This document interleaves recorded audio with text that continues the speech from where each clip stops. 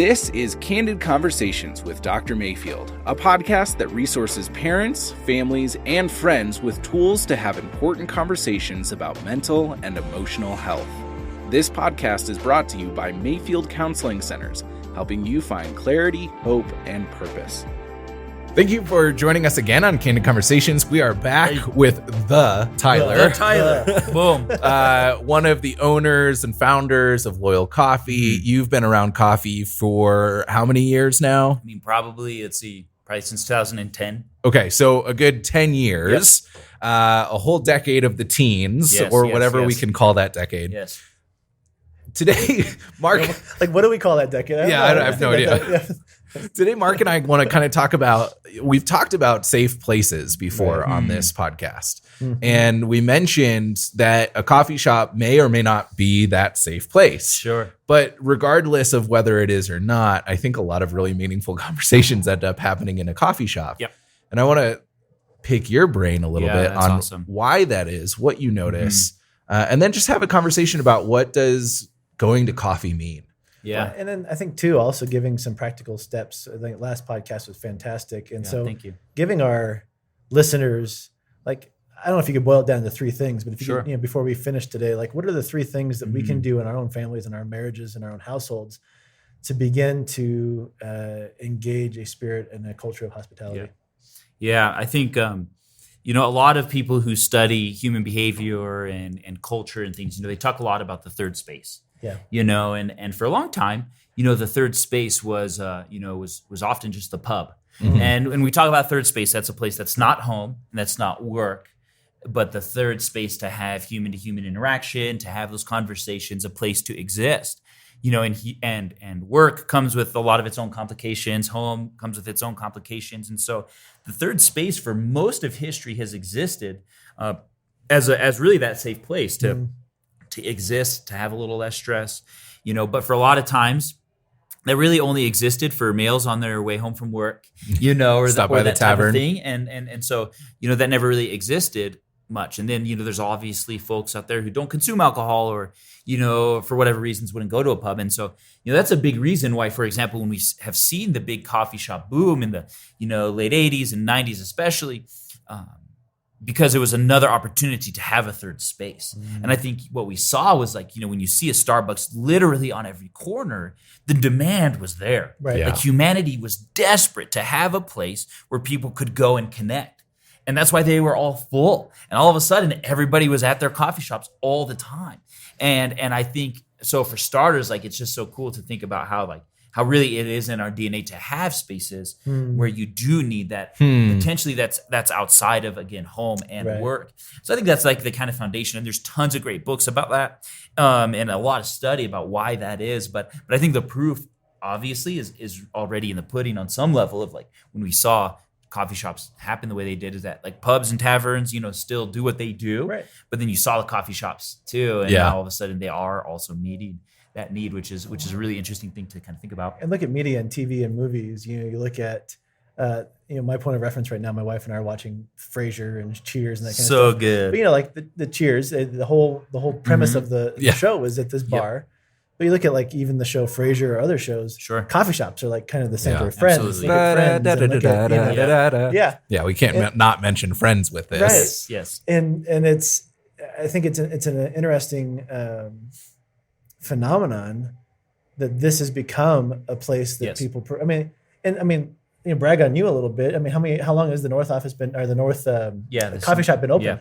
Yeah. It's October, so just 5 months or 5 something. months. Yeah. I have to get here at 6 a.m. to find a booth because Totally. if I get here at 7, everything's. And that's just a testament to what you're talking about. Sure. It's that third space, but it's also the hospitality and the service, like we talked about last podcast. Yep. But I think the proof's in the pudding. People need it and people want it. And I think there's, it's funny you asked me about conversations and conversations people have in coffee shops. I see that from two perspectives, right? There's the obvious, two people go and meet at coffee shops. And there's also the conversations I, as a barista or a bartender, have with people across the bar. So it's interesting. So when you say that, that evokes two different perspectives in me that I do think is really interesting. So I think when it comes to why do people have conversations, coffee shops and why that might be safe. I do think, whenever your environment changes, whenever you change an environment, I think it often invokes a sense of inspiration. It invokes a sense of like almost inspiration, or maybe even just a little bit of like discombobulation. Like when you change your environment, you see things differently. Yeah. So you're willing to say things differently. You're willing to tap into a different part of your spirit or your soul. I think that's why whenever anybody comes home from a vacation, they're always so inspired. Right. They were like shocked out of their like monotony. Right. And so even going into a place with different design or music, it's just different than what they've been in for the last week. Yeah. And so I think that's why people feel like they can have good conversations, is because it's just shocked their mind out of the daily grind.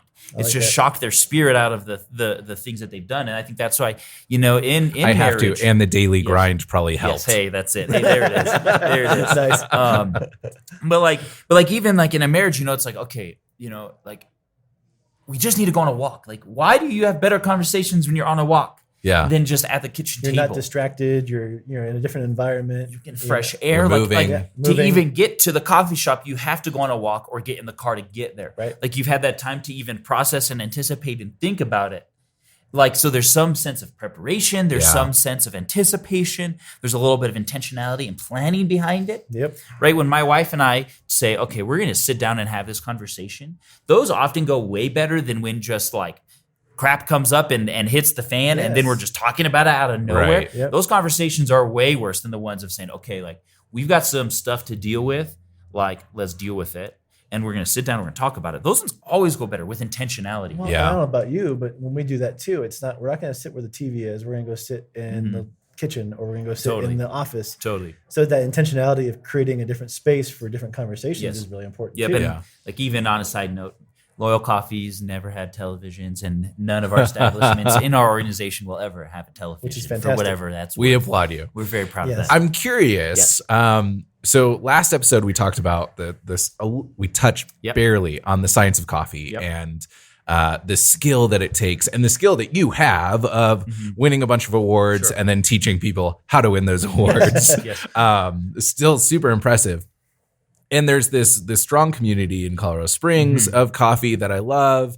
But I think that, apart from just the third space, I think that there's an element about coffee that is worth mentioning in this conversation. Sure. It is, yeah. And so I'm going to pose it to you by simply asking, why coffee? Yes. Yeah, that's a good question. So I'll give you two answers. I'll give you one that's like kind of meta, and then I'll maybe give one that's a little more practical. I think in somewhere in coffee's DNA, in the spirit of coffee, if there is such a thing, there's an aspect of community. Sure. Different than a lot of products we consume, coffee takes a lot of work and a lot of human connection in order to make it happen. Yes. So like 1 pound of coffee, for example, is 1 year of a tree's life. So we're already talking about Mother Nature and what like the environment has to do in order to just produce a little bit of coffee. Right. And depending on where that coffee is, depending on if it's in North, or, if it's in like South America or Central America, if it's in, Africa, Indonesia or wherever, like all of those environments will impact the way that coffee tastes because of how it's grown and that type of thing. And then you have people who work at those farms who are cultivating the land and working with the product, and they're all investing, in that. And that takes a lot of work and effort and time, and it's such a beautiful skill set. Then you have folks that go out there and as far as our coffee is concerned, and it's different. There's varying scales, obviously, of quality of coffee. Sure. But like coffee that's like in the kind of upper tier, like here at Loyal, there's people that have to pick those coffee cherries off the coffee tree within a specific window of time when it's at its peak ripeness, right? And that's just to get what's called the coffee cherry. And then after that, there's this thing called processing, where you have to get the little coffee seed out of the coffee cherry. And that's an entire industry in it of itself, with tons of science involved, a ton of effort. So you have this processing method, that one that takes a lot of time, skills, development. And still, you only have a green bean that's still in its country of origin. So then we're talking about exporting. What does that take? All of the politics involved with that, all the time, effort, the marketing, the branding to export coffee, that whole ecosystem of that. That's all before it ever gets to a place like Colorado Springs, where then we roast it, which is another skill of somebody who is roasting a coffee in order for it to taste the way we want it to taste. But like for our roaster here, his name is Bevan. He can only roast so well if the at least 15 to 20 people before him have done their job really well, and then his roasting is connected to that. But even if all those people do their job well, he roasts it and then sells it to a coffee shop. The baristas still have to brew it well. Yeah. So they still have to do their job well. So the barista here trying to do a really good job is honoring hundreds and literally thousands of hours worth of people's work, let alone what happens in the environment and stuff, in order to give somebody, there's a communal aspect. We're connected to a lot of humans.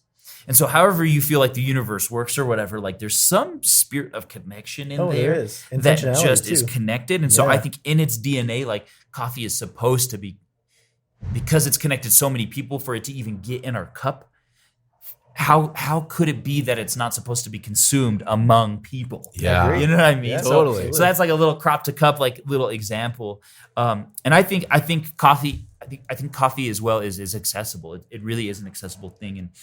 And I think coffee has been so ingrained in culture and in rhythms of life. I think to get a little bit more practical, like the way people started to consume coffee was really, we just think of our grandparents drinking like really bitter, really strong, really muddy, dark cowboy coffee. Yep. And it became so much a part of their rhythm. It became a safe place in their day. Yeah. At least, who knows what's going to happen at work? Who knows what's going to happen with my wife? Who knows what's going to happen with my kids? At least I have my cup of coffee. It's one of the most consistent things in people's life. Mm-hmm.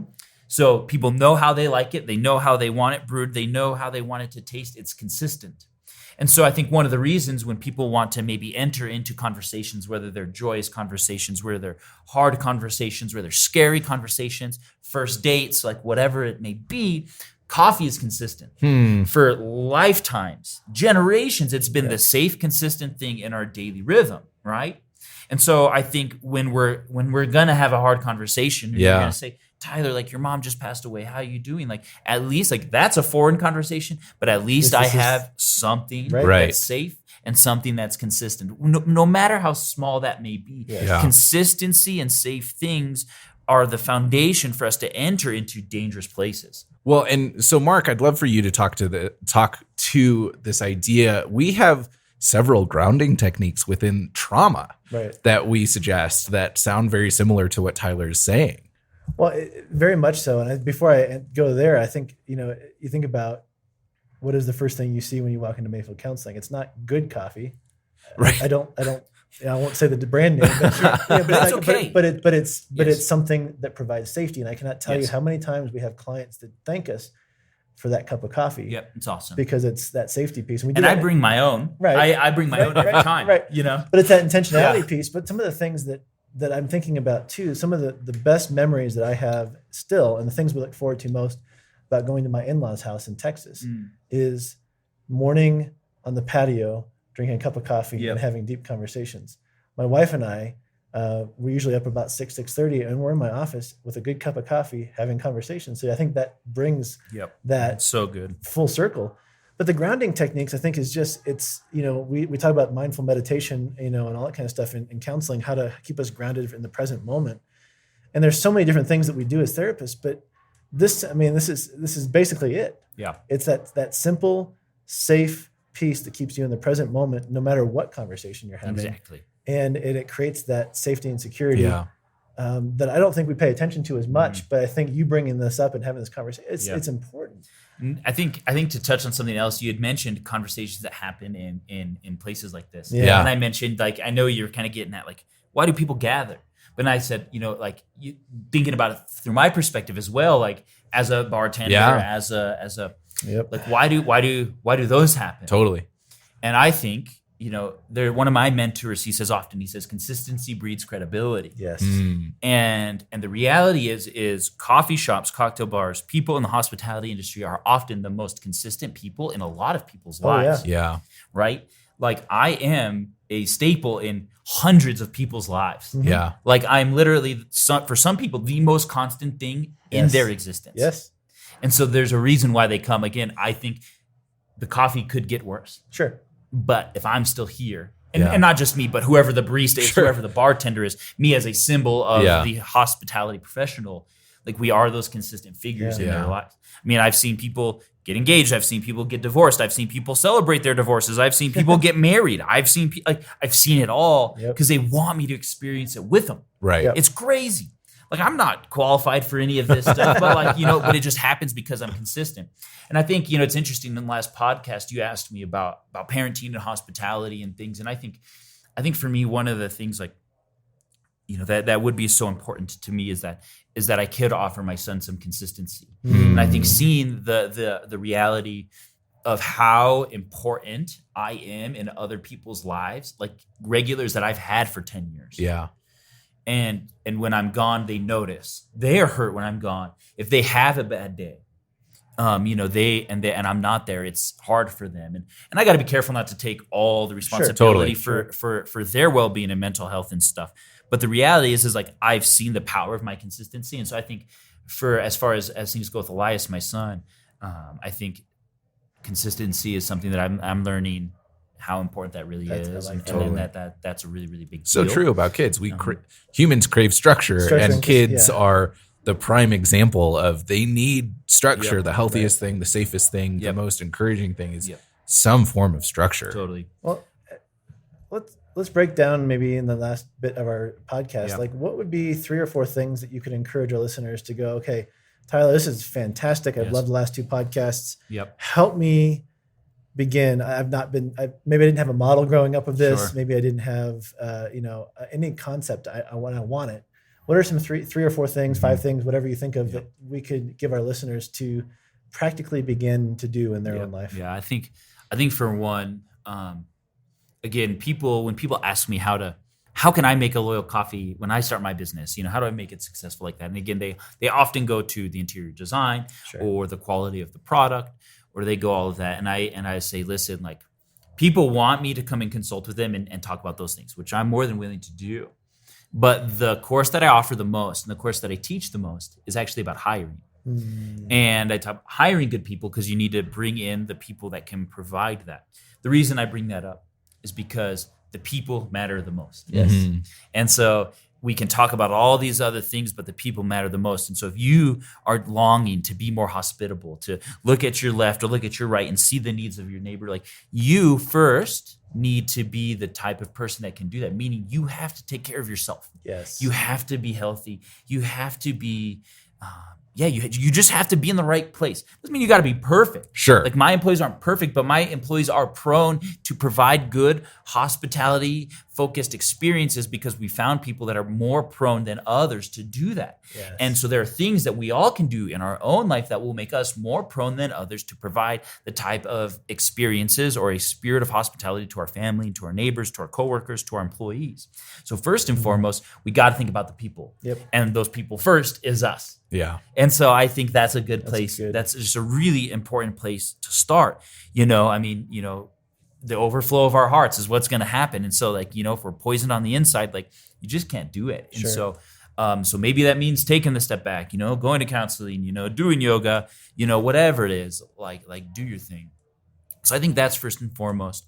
I do think the practice of, taking your shoes off and putting yourself in the shoes of other people. I would say that is, for most people, a skill to be learned. Yes, it is. And I think that is something that's worth practicing. And so I think it's a thing when you're trying to develop a skill, you need to know that it's that there's failure involved and that you're going to miss, you're going to strike out once in a while, but it's something that you have to develop. Right. And so I think one of my pieces of advice is really just trying to figure it out and figure it out for yourself. And what are the things that come to you? Like what intuitions do you have? And acting on them and seeing if they're right or seeing if they're wrong. And then you can ask yourself, was my intuition right or wrong? When this person came over to my house, why was that a weird experience? And then just think about it. Like, man, that felt off. I wonder why. But at least I tried, and now I'm going to invite him over again. Right. So I think learning how to do those things is something that you have to develop over time. It's just really the bottom line. But I think learning and listening has got to be the most important thing. I mean, it really is. Seeing things through the perspective of other people more than anything else. And that's why I think Loyal does really well, and in order to do that, you have to be humble. Yes. Like if I'll be totally honest, like Loyal Coffee, like aesthetically, even with some of the products we serve, is not a manifestation of the things that I like and just love, but also the same thing in the interior design, even in my own home. Like you have to be humble enough to compromise and do things. Like I don't drink so many of the things that we serve here, but you know who does? Our guests, because that's what they want. Right. And guess what? That's why they love to come here. Right. But here's when it all is said and done. The reason I'm okay with that is because I know what my end goal is. Yeah. Okay. I didn't build Loyal Coffee to be Tyler Hill's Coffee Funhouse. Right. And if I did, it'd be fine and there'd be less people and it would be exactly what I wanted, and that's okay. But I built Loyal Coffee to be a place of hospitality, to be a community place, which means it makes sense that I'm willing to sacrifice some things that I may like or don't like, in order for the overall experience. But it's because I knew what my end goal was. Yeah. Yes. We all need to know what our end goal is. Yep.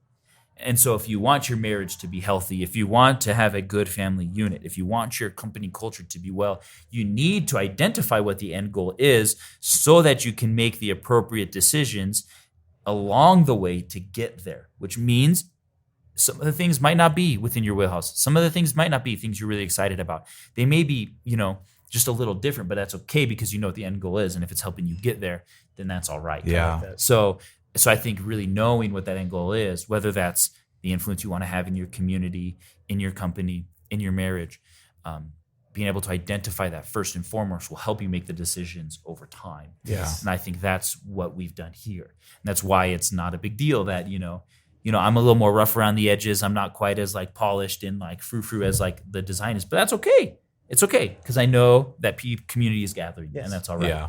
And so know what our end goal is.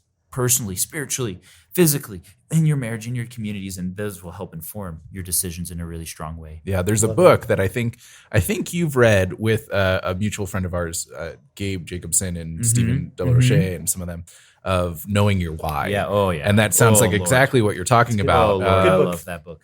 Like it's not a matter of there's this concept of find one thing that you can do and do it perfectly. Yeah. And instead find your why. What is your purpose? What Yes. drives you? Yes. And do whatever you can do well Yes. towards that goal. Yep.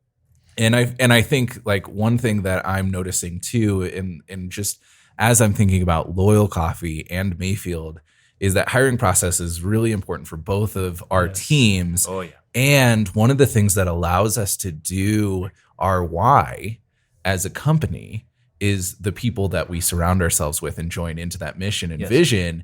And I think that's not only true for companies, but for families and friendships, surrounding yourself with the people that are going to empower you to do your why. Well, and we have hired consistently over the last 5 years for attitude. Yep. And if they're off on a credential or something needs, like, we'll work with that and grow Entirely. that. But you can't teach attitude. Yeah. Right. We can train, but we can't mold that personality. And that does exist in your community, right? Like, so when I hire, there's lots of people that I love that just won't work in this particular context. Yes. And it's okay that I don't allow them to come into this particular context. There's people that I love that are appropriate in certain parts of my life that aren't appropriate in others. And it's okay for me to set those boundaries. Yep. Like, sorry, no, you're not allowed to talk about my marriage, really. Or you can talk about it, but I'm not going to listen. Right. You know what I mean? And and there's other people that's like, okay, like I'm going to make these career decisions or whatever. Like that's appropriate. There's some people that I'm okay with being in the Loyal Coffee environment that just, they might not work. And they're great people and they might even thrive in another one. But how do we hire for our own community and our own inner circles? Yep, absolutely. And there's some people that are more prone than others to thrive within those environments. Totally. And we have to curate those in order to create environments of hospitality and stuff in our own life. If you if you hire the wrong employees, they're going to suck the life out of you. Yep. Because they're going to take all your work. They're going to cause a lot of problems. But the same thing exists in our life. Yeah, when your you friends are surrounded with crappy people, crappy things are going to happen. Yep. So you've got to like set those boundaries and learn and figure out how to identify those kinds of things. And so it all comes together really well. Tyler, thank you. You're welcome. Remind us one more time how to get involved and see where you're at. So on a professional way, meaningfulhospitality.com is where you can find any of my content. And that's also what my podcast is called, Meaningful Hospitality, where I talk all about creating meaningful experiences for employees, for your guests, and for your community. So yeah, if you just hit up meaningfulhospitality.com, you can find everything that I'm involved with. Well, Tyler, thank you for the last 2 weeks. My really pleasure. Appreciate it. My pleasure. We'll see ya. Thank you for joining us on Candid Conversations. We are so glad that you were here today, and we hope that if something came up for you that piqued your interest or that you have more questions about, you feel the freedom to call Mayfield Counseling Centers. We're not just here for people in Colorado Springs. We want to help everybody we can. So if you have any questions, email us at candid@mayfieldcounseling.com, or you can check out our website, YouTube channel, or Facebook page, where we post resources on a pretty consistent basis. We'd love to help you in whatever we can. Feel free to reach out.